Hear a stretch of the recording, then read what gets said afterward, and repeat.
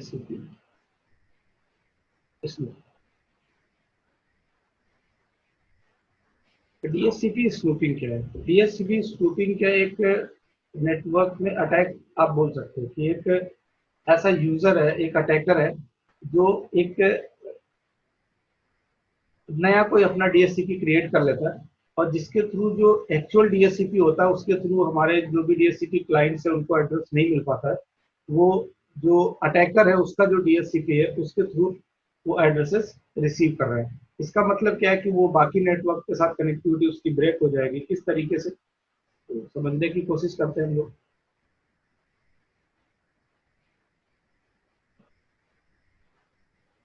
Hello sir.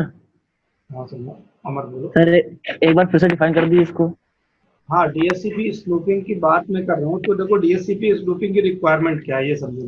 Main बात ये है जी कि नेटवर्क के अंदर आपका DHCP सर्वर अगर है तो DHCP जी सर्वर का रोल क्या है कि अगर उसके पास को DHCP डिस्कवर मैसेज आता है तो वो क्या करेगा, विद हेल्प ऑफ डोरा प्रोसेस जितने भी कंप्यूटर्स पे ऑटोमेटिक आईपी एड्रेस कर रखा है तो उनको एक एक IP, gateway address, subnet mask, DNS address, जो जो चीजें कॉन्फ़िगर की गई है DHCP सर्वर पे वो सारी चीजें असाइन कर देगा DHCP क्लाइंट कंप्यूटर। ये सारा कुछ वर्किंग में है, बहुत अच्छे से चल रहा है।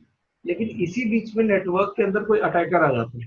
वो अटैकर क्या करता है, एक नया DHCP सर्वर और क्रिएट कर देता है। और वो नया DHCP सर्वर अगर अटैकर आपके लोकल एनवायरनमेंट में अगर कोई इस तरीके का नया DHCP सर्वर क्रिएट हो जाए तो ऑब्वियस सी बात है कि जो DHCP क्लाइंट बनने जा रहा है उसको तो अभी कुछ पता ही नहीं DHCP सर्वर का आईपी क्या है, तो वो अटैकर वाले सर्वर को अपना जो रियल सर्वर है वो मान के चलेगा। तो उस कंडीशन में उसके पास जो आईपी एड्रेस असाइन हो जाएगा वो अटैकर के सर्वर से असाइन हो जाएगा, तो उस वजह से वो नेटवर्क की कनेक्टिविटी से अलग हो जाएगा। तो हमें ये देखना है कि कोई unknown person as a attacker हमारे नेटवर्क के अंदर आके नेटवर्क के अंदर कनेक्टिविटी को डिस्टर्ब न क्रिएट कर सके, डिस्टर्बेंस क्रिएट न करे।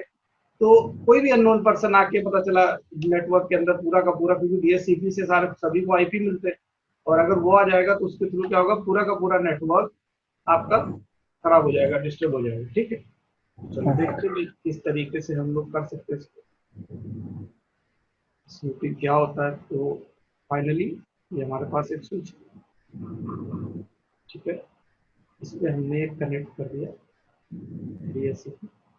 मैं फिर कह रहा हूँ कि ये DHCP सर्वर आप माइक्रोसॉफ्ट सर्वर ऑपरेटिंग सिस्टम को भी DHCP बना सकते हो, और या फिर किसको बना सकते हो, या अपने पास राउटर है तो राउटर को भी हम लोग DHCP, हम लोग राउटर को DHCP बनाए। ठीक है, तो राउटर है एज ए DHCP सर्वर, ये हो गया आपका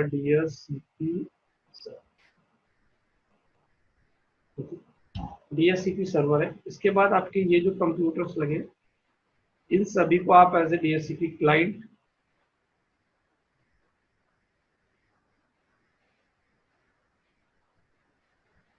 इन सबको आप बनाना चाह रहे हो एज ए DHCP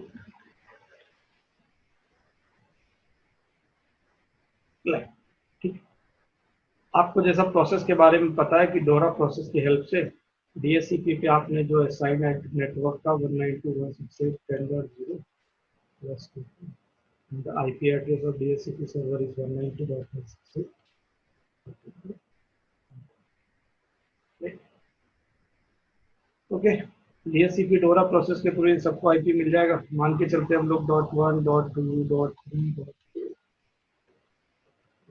साइन हुआ। लेकिन इसी बीच में क्या होता है कि एक अननोन बंदा आता है, उसने अपना कंप्यूटर कनेक्ट किया, कंप्यूटर पीसी कनेक्ट किया, स्विच के साथ एक पोर्ट पे पीसी लगा दिया, और लगाने के बाद उसने इस पीसी पे एक एप्लीकेशन इंस्टॉल किया।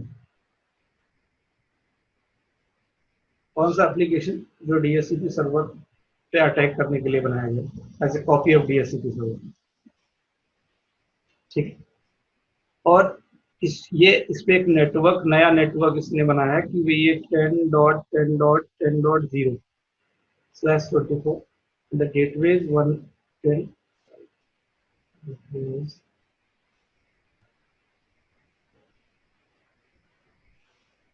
गेटवे आपका हो गया 10.10.10.2। ठीक है, ये गेटवे हो गया। अब क्या होगा, आपकी इस जो क्लाइंट है जब इस पे ऑटोमेटिक आईपी किया जाएगा, जैसे ही ये ऑटो आईपी करेगा तो डिस्कवर मैसेज तो ब्रॉडकास्ट मैसेज होता है, उसमें कोई एड्रेस तो होता नहीं, ठीक है। तो अगर ये भी हो सकता है कि ये रिक्वेस्ट आपके रियल सर्वर तक चली जाए, और ये भी हो सकता है कि ये रिक्वेस्ट रियल सर्वर पे ना जाके कहाँ चली जाए, अटैकर, ठीक है। तो जो अटैकर जिसकी हम बोल रहे हैं, जिसको हम अटैकर बोल रहे हैं, इसको हम लोग रॉक सर्वर भी बोलते हैं, रॉक सर्वर, ठीक है। अटैकर को क्या बोलते हैं, रॉक सर्वर भी बोल सकते हैं। डीएससीपी का अगर कोई ऐसा सर्वर है जो हमारा एक्चुअल सर्वर नहीं है, उसको रॉक सर्वर बोलेंगे। तो अटैकर का जो सर्वर था, उस सर्वर पे जो नेटवर्क असाइन था वो 10.10.10.0। अब ये वाले कंप्यूटर पे जैसे ही आपने दोबारा से ऑटोमेटिक किया, उसके पास एक एड्रेस असाइन हो जाता है 10.10। अब ये आपका कंप्यूटर, नेटवर्क आपका क्या था, 192.168.10.0। आपका कंप्यूटर जिसके ऊपर 10.10.10.1 है, इसके पास गेटवे आईपी भी अलग होगा 10.10.10.2। अगर ये, अब ये आपके नेटवर्क के अंदर लगे हुए प्रिंटर्स, ठीक है, सपोज कोई प्रिंटर लगा है नेटवर्क के अंदर, या कुछ सर्वर्स कनेक्ट हैं, ठीक है, ये सारे के सारे किस पे होंगे, इनके पास तो नेटवर्क का पोर्शन ये होगा ना, 192.168.10.0 नेटवर्क आईडी के एड्रेसेस होंगे। तो ये जो सिस्टम है ये इनके साथ कम्युनिकेट नहीं कर पाएगा, मतलब नेटवर्क के अंदर डिस्टर्बेंस क्रिएट हो जाएगा। जो यूजर्स हैं उनको डिफरेंट डिफरेंट आईपीज मिलने लगेंगे।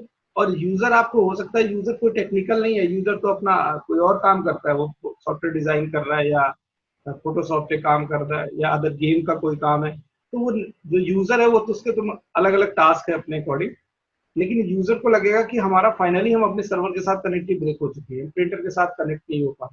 तो इस तरीके से अब क्या प्रिकॉशन लोगे, किस तरीके से आप सिक्योरिटी इंप्लीमेंट करोगे कि कोई अननोन पर्सन आके आपके नेटवर्क के अंदर किसी नए डीएचसीपी सर्वर को अटैच ना करे। उसके लिए हमें क्या करना पड़ेगा, हमें स्विच पे जाना पड़ेगा और अपने स्विच पे डीएचसीपी स्नूपिंग इनेबल करना पड़ेगा। स्विच पे क्या करना पड़ेगा, डीएचसीपी स्नूपिंग इनेबल करना पड़ेगा। और डीएचसीपी स्नूपिंग से होगा क्या, जैसे ही आप स्विच पे डीएचसीपी स्नूपिंग इनेबल कर दोगे, ये सारे के सारे पोर्ट्स, ये जो पोर्ट दिख रहा है आपको, ये सपोज 0/1, 0/2, 0/3, 0/4, 0/5, 0/6, जो भी मान लो 0/7, जितने भी पोर्ट्स है वो सारे पोर्ट अनट्रस्टेड हो जाएंगे। सभी पोर्ट्स क्या हो जाएंगे, अनट्रस्टेड हो जाएंगे। सर मतलब? अरे अनट्रस्टेड का मतलब वो डिस्कवर मैसेज रिसीव नहीं करेंगे, ठीक है, ओके। सारे पोर्ट अनट्रस्टेड कर दिए। अब जब ओके। आपने सारे पोर्ट अनट्रस्टेड कर दिए, तो अब आपका रियल सर्वर से भी आईपी नहीं मिलेगा इसको, पोर्ट तो सारे अनट्रस्टेड हो गए। तो रियल सर्वर से भी आपके कंप्यूटर्स को, जो भी डीएचसीपी क्लाइंट्स थे, उनको आपको रियल सर्वर से जो आईपी एड्रेस मिल रहा था वो भी तो इन्हीं पोर्ट्स के थ्रू ही मिलेगा। बट हम लोग क्या करेंगे, अब जिस पोर्ट पे डीएचसीपी कनेक्ट 0/7, ये वाला, इस पोर्ट को ट्रस्टेड पोर्ट बना देंगे। क्या बना देंगे, ट्रस्ट पोर्ट। इस पोर्ट को ट्रस्ट पोर्ट बनाएंगे। जिस पोर्ट पे डीएचसीपी, हमारा रियल डीएचसीपी कनेक्ट है हमारे नेटवर्क का, उस पोर्ट को as a trust port configure कर देंगे। और जैसे ही कॉन्फ़िगर करेंगे ट्रस्ट पोर्ट, तो अब होगा क्या, अब इस पोर्ट के थ्रू रिक्वेस्ट तो निकल जाएगी बाहर।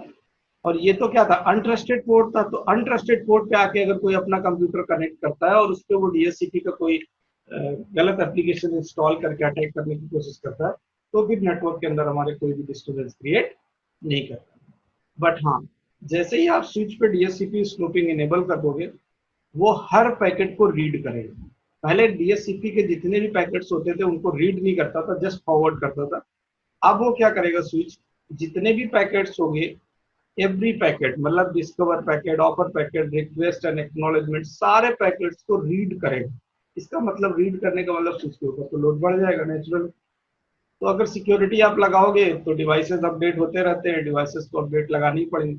आप सिक्योरिटी इंप्लीमेंट करोगे तो फिर डिवाइस तो चेंज करने पड़ेंगे, ठीक है। तो ये सारी चीजें समझ में आ गई आप लोगों को, तो भाई यस सर।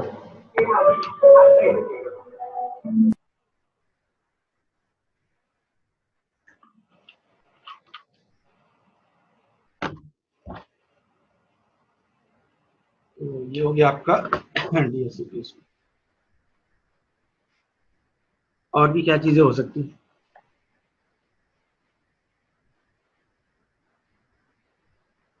पहले तो मैं भी तो नहीं करती, ठीक है?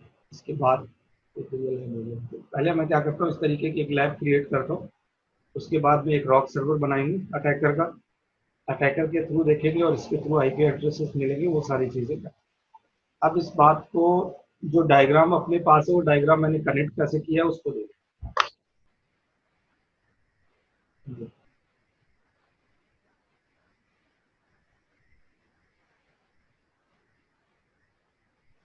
देखो ये तो स्विच है अपना, ठीक।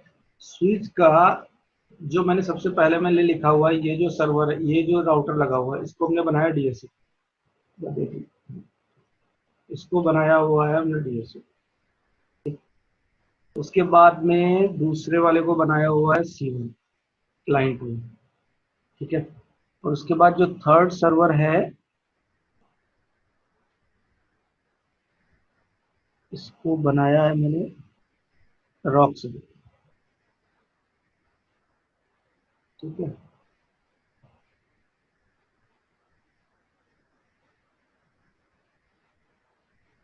और ये है आपका क्लाइंट, ठीक। ये 4 राउटर लगाए, और ये आपका है मेरा स्विच, ठीक है। और ये जो वायर आ रही है वाली, ये वायर मैंने लगाई हुई है अपने लैपटॉप के साथ, ठीक है। और अपने लैपटॉप में मैंने कनेक्ट कर रखा है वाईफाई के थ्रू, वाईफाई कनेक्शन। इसके थ्रू मेरे पास लगा है ये जियो का राउटर, ठीक है। तो इसके थ्रू इंटरनेट कनेक्ट है। और जो फिजिकल केबल लाइन पोर्ट मेरे पास है, लाइन पोर्ट तो होता ही आपको पता है लैपटॉप में, जो लाइन पोर्ट है उस पे जो केबल लगा रखी है वो मैंने स्विच से लगा, ठीक। अभी मैं इनके रिमोटली भी इनेबल कर सकता हूँ, मैं इनको एक्सेस कर सकता हूँ अपने कंप्यूटर में। और ये कंसोल लगी हुई है, ये कंसोल केबल, ठीक। अभी कंसोल केबल रॉक सर्वर पे है, इसको मैंने रिमोट पे ले रखा है, स्विच को एक्सेस करने की जरूरत नहीं है।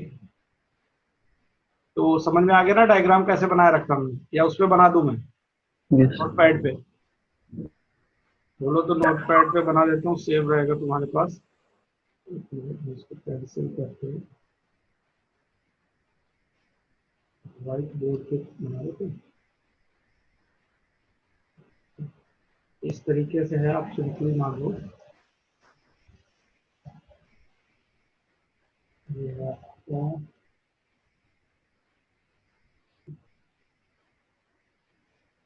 ये बना लेना, आपको थोड़ा सा क्लियर रहेगा, अच्छे से समझ में आएगा। जब मैं बोलता जाऊंगा पोर्ट्स के नाम, मैं वही लिखूंगा जिस पोर्ट पे जो कनेक्ट है।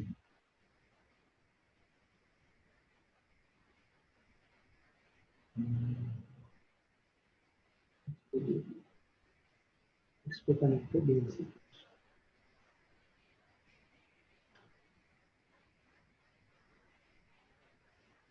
DSC to 7। इस पोर्ट का नाम है कैफे 1/0/1, ठीक है। एक बार दूसरी बार वाली 0/2 से जो कनेक्ट है, this में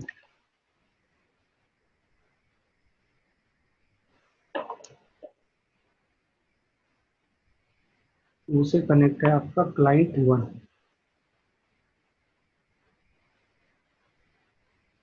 डीएचसीपी क्लाइंट 1।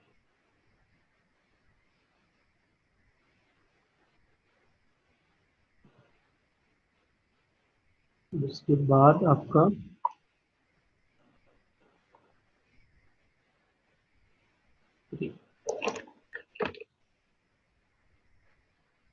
ये रॉक सर्वर के साथ कनेक्ट है।